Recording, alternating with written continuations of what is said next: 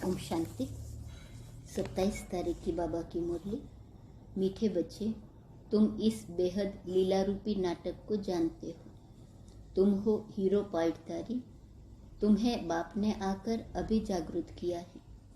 प्रश्न, बाप का फरमान कौन सा है जिसे पालन करने से विकारों की पीड़ा से बच सकते हैं? उत्तर, बाप का फरमान है, पहले 7 रोज भट्ठी में बैठो। तुम बच्चों के पास जब कोई आत्मा 5 विकारों से पीड़ित आती है तो उसे बोलो कि 7 रोज का टाइम चाहिए। कम से कम 7 रोज दो तो तुम्हें हम समझाएं कि 5 विकारों की बीमारी कैसे दूर हो सकती है। जास्ती प्रश्न उत्तर करने वालों को तुम बोल सकते हो कि पहले 7 रोज का कोर्स करो। गीत ओम नमः शिवाय। ओम शांति। बच्चों ने बाप की महिमा सुनी। यह जो बेहद की लीला रूपी नाटक है, उनकी लीला के आदि मध्य अंत को तुम बच्चे जानते हो।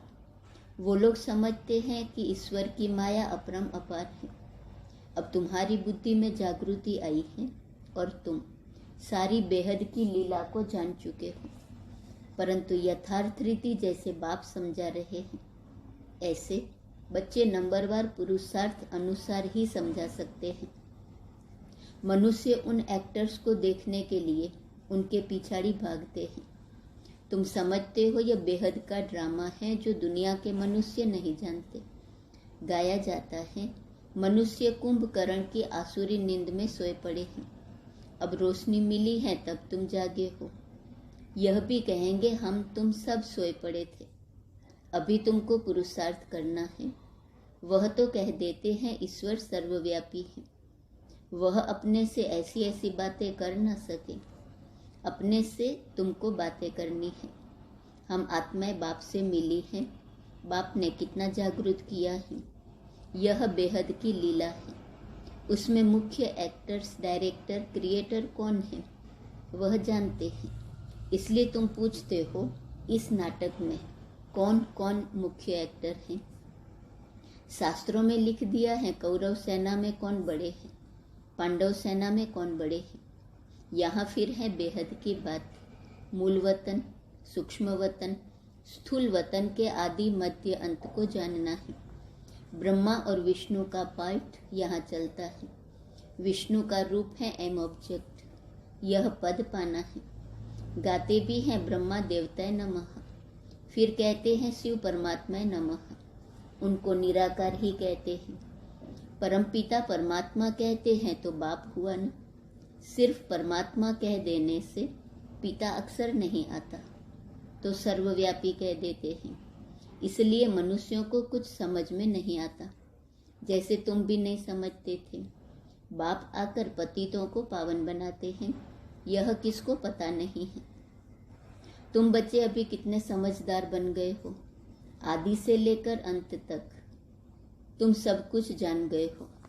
ड्रामा देखने जो पहले जाएंगे तो जरूर आदि मध्य अंत सारा देखेंगे और बुद्धि में रहेगा हमने यह देखा है।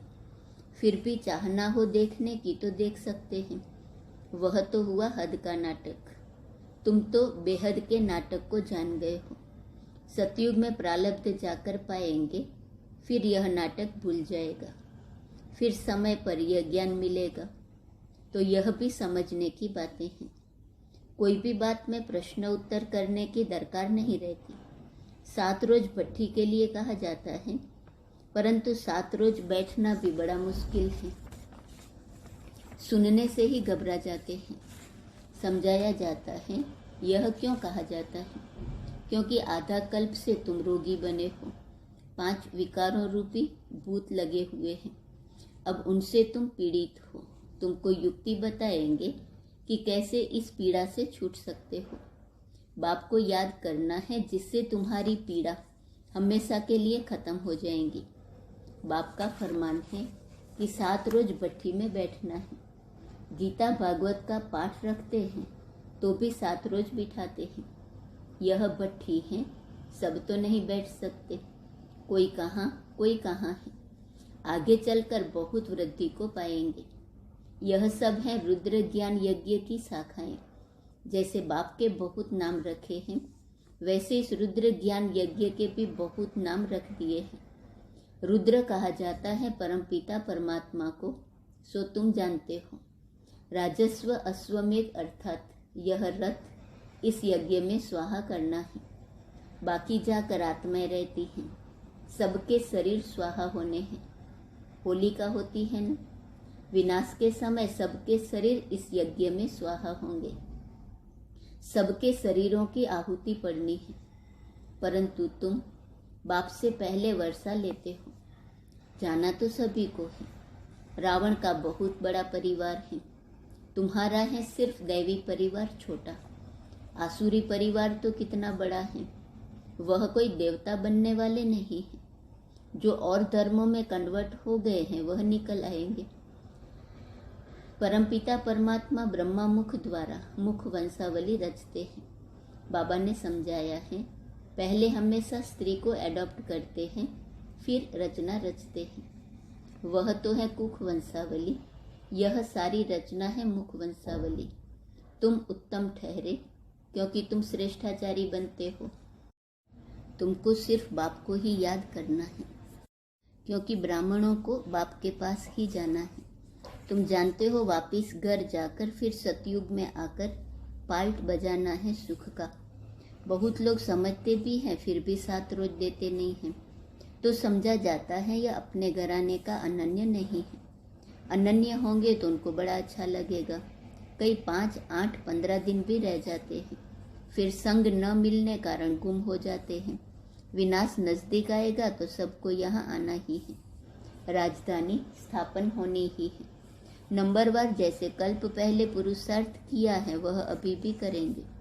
तुम्हारी बुद्धि में है, हम बाप से वर्षा ले रहे हैं पुरुषार्थ अनुसार। जितना हम याद करेंगे, कर्मातीत बनेंगे, उतना ऊंच पद पाएंगे। पहले पहले सृष्टि सतो प्रधान थी, अब तो तमो प्रधान है। भारत को ही प्राचीन कहते हैं। तुम जानते हो, हम 100 देवता थे, फिर 84 जन्म पास किए, अब फिर बाप के पास आए हैं वर्षा लेने। बाप आए हैं पावन बनाने, पतित बनाता है रावण। हम बेहद के मुख्य ऑलराउंड पार्टदारी हैं। सूर्यवंशी, चंद्रवंशी, चक्र लगाकर अब सूर्यवंशी से फिर ब्राह्मण वर्ण में आए हैं। ब्राह्मण तो जरूर चाहिए ना, ब्राह्मण है चोटी। ब्राह्मण चोटी रखवाते हैं। देवता धर्म भी बड़ा है, यह तो बुद्धि में है ना। हम बेहद ड्रामा में ऑलराउंड पार्ट बजाने वाले हैं। यह वर्ण भारत के लिए ही गाए गए हैं। अक्सर करके विष्णु को ही दिखाते हैं, उसमें शिव बाबा और ब्राह्मणों की चोटी उड़ा दी है, वह दिखाते नहीं है। अभी तुम्हारी बुद्धि में 84 जन्मों का राज बैठा हुआ है। तुम कितने जन्म लेते हो, दूसरे धर्म वाले कितने जन्म लेते हैं। एक जैसे जन्म तो नहीं ले सकते। पीछे आने वालों के जन्म कम हो जाएंगे। पहले पहले आने वालों के ही 84 जन्म कहेंगे। सब थोड़े सूर्यवंशी में आएंगे। यह भी हिसाब है, इनको डिटेल कहा जाता है। बहुत बच्चे भूल जाते हैं। स्कूल में भी 1st, 2nd ग्रेड तो रहती है ना। पहली पहली नज़र टीचर की 1st ग्रेड वालों की तरफ ही जाएगी, तो तुमको बुद्धि में सारी रोशनी है। बाकी एक एक की डिटेल में तो जा नहीं सकते। मुख्य धर्मों का समझाया जाता है। सारे ड्रामा की लीला को बुद्धि में रखते हुए फिर भी तुम समझते हो कि हमको अब वापस लौटना है। जब हम कर्मातीत अवस्था को पाएंगे तभी गोल्डन एज के लायक बनेंगे। बाप को याद करने से हमारी आत्मा पवित्र बन जाएंगी, फिर चोला भी पवित्र मिलेगा। बाप को याद करते करते हम गोल्डन एज में चले जाएंगे। अपना टेम्परेचर देखना होता है, जितना ऊंच जाएंगे उतना खुशी का पारा चढ़ेगा। नीचे उतरने से खुशी का पारा भी नीचे उतर जाता है। सतो प्रधान से नीचे उतरते उतरते अब बिल्कुल ही तमो प्रधान बन पड़े हो। अब बाप समझा रहे हैं, फिर भी माया घड़ी घड़ी बुला देती है। यह है माया से युद्ध। माया के वश बहुत हो जाते हैं। बाप कहते हैं सच्ची दिल पर साहेब राजी होगा। कितनी अबलाएं बाप की याद में सच्ची दिल से रहती हैं। प्रतिज्ञा की हुई है कि हम विकार में कभी नहीं जाएंगे।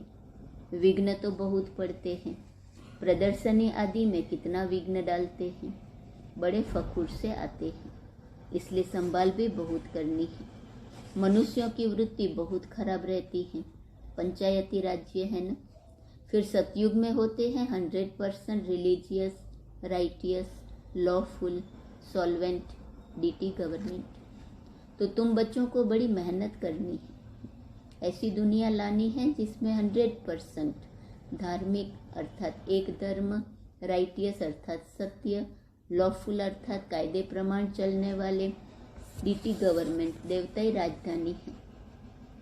वो बनाने के लिए बड़ी मेहनत करनी है। चित्र भी बहुत बनते रहते हैं, इतना बड़ा चित्र हो जो मनुष्य दूर से ही पढ़ सके। यह बहुत समझने और समझाने की बात है, जिससे मनुष्य समझे कि बरोबर हम स्वर्गवासी थे, अब नरकवासी बने हैं, फिर पावन बनना है। ड्रामा का राज भी समझाना है, यह चक्र कैसे फिरता है, कितना समय लगता है। हम ही विश्व के मालिक थे, आज तो एकदम कंगाल बन पड़े हैं। रात दिन का फर्क है, यह भी अपने विकर्मों का फल है जो भोगना पड़ता है। अब बाप कर्मातीत अवस्था बनाने आए हैं। भारत क्या था, अब क्या है। अब इस युद्ध में सारी दुनिया स्वाहा होनी है, यह भी तुम बच्चे जानते हो। बाप कहते हैं खूब पुरुषार्थ कर महाराजा महारानी बनकर दिखाओ। चित्रों पर बहुत अच्छी रीति समझाना है, बुद्धि में यही याद रहे कि हम कितना ऊंच थे, फिर कितना नीचे गिरे हैं। गिरे हुए तो बहुत तुम्हारे पास आएंगे। गणिकाओं अहिल्याओं को भी उठाना है, उन्हों को जब तुम उठाओ तब ही तुम्हारा नाम बाला होगा।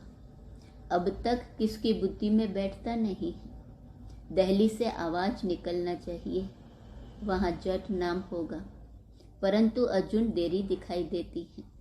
अबलाओं गणिकाओं को बाप कितना ऊंच आकर उठाते हैं। तुम ऐसे ऐसे का जब उद्धार करेंगे तब नाम बाला होगा। बाबा कहते हैं न, अभी तक आत्मा अर्जुन रजो तक आई है, अभी सतो तक आना है। बाबा तो कहते हैं कुछ करके दिखाओ। तुम बच्चों को तो बहुत सर्विस करनी है, परंतु चलते चलते कोई ना कोई ग्रहचारी बैठ जाती है। कमाई में ग्रहचारी होती है न, माया बिल्ली बेहोश कर देती है। गुल बकावली का खेल है न। बच्चे तो खुद समझ सकते हैं कि बाप दादा के दिल पर कौन चढ़ सकते हैं, संशय की कोई बात नहीं। कई प्रश्न पूछते हैं, यह कैसे हो सकता है। अरे तुम साक्षी होकर देखो, ड्रामा में जो नूंद है सो पाठ चलना है। ड्रामा के पट्टे से गिर पड़ते हैं, जिनको समझ में आता है वह नहीं गिरते हैं। तुम क्यों गिरते हो। ड्रामा में जो नूंद है वही होता है ना। भारत में हजारों को साक्षात्कार होता है, यह क्या है। इतनी आत्माएं निकल कर आती हैं क्या। यह सब ड्रामा का खेल समझने का है, इसमें संशय की बात नहीं हो सकती। कितने संशय में आकर पढ़ाई छोड़ देते हैं, अपना ही खाना खराब करते हैं। कोई भी हालत में संशय बुद्धि नहीं बनना है। बाप को पहचाना, फिर बाप में संशय आ सकता है क्या। बच्चे जानते हैं हम पतित पावन बाप के पास जाते हैं पावन बनकर, तो गाया हुआ है पतित पावन को आना है और पतितों को पावन बनाना है। जो बनेंगे वही पवित्र दुनिया में चलेंगे और अमर बनेंगे, बाकी जो पवित्र नहीं बनेंगे वह अमर नहीं होंगे। तुम अमर दुनिया के मालिक बनते हो। बाप कितना ऊंच वर्षा देते हैं। पवित्र ऐसा बनते हैं जो फिर 21 जन्म पवित्र रहते हैं। सन्यासी तो फिर भी विकार से जन्म लेते हैं, अमरपुरी के लायक नहीं बनते हैं। अमरपुरी का लायक बाबा बनाते हैं। यह अमर कथा पार्वतियों को अमरनाथ बाबा शिव ही सुना रहे हैं। बच्चे आए हैं बेहद बाबा के पास, वर्षा तो लेना ही है ना। यहाँ सागर के पास आते ही हो रिफ्रेश होने के लिए, फिर जाकर बाप समान बनाना है। तो बच्चों का भी यही धंधा हुआ।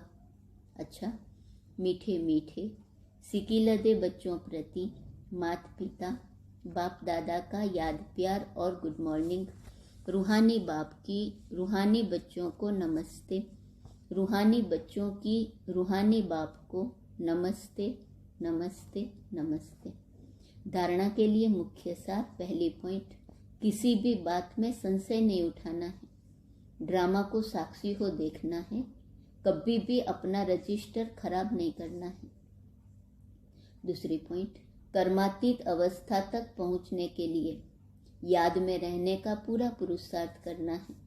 सच्चे दिल से बाप को याद करना है। अपनी स्थिति का टेम्परेचर अपने आप देखना है। वरदान, संतुष्टता के खजाने द्वारा हद की इच्छाओं को समाप्त करने वाले सदा संतुष्ट मणि भव। जिनके पास संतुष्टता का खजाना है उनके पास सब कुछ है। जो थोड़े में संतुष्ट रहते हैं उन्हें सर्व प्राप्तियों की अनुभूति होती है, और जिसके पास संतुष्टता नहीं तो सब कुछ होते भी कुछ नहीं है, क्योंकि असंतुष्ट आत्मा सदा इच्छाओं के वश होती है।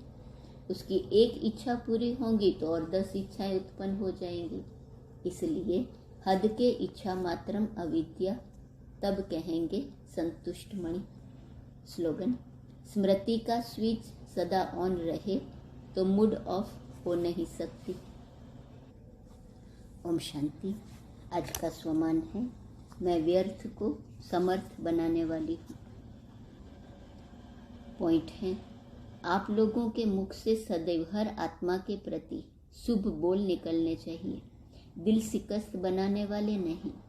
दिल शिकस्त बनना भी हार्टफेल होना है। चाहे कितना भी कोई कमजोर हो, उसको इशारा भी देना है, शिक्षा भी देनी हो तो पहले समर्थ बनाकर फिर शिक्षा दो।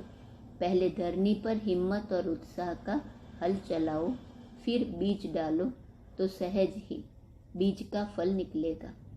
नहीं तो हिम्मतहीन कमजोर संस्कार वश आत्मा अर्थात कलराठी जमीन में बीज डालते हो।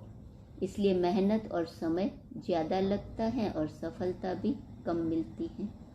ओम शांति।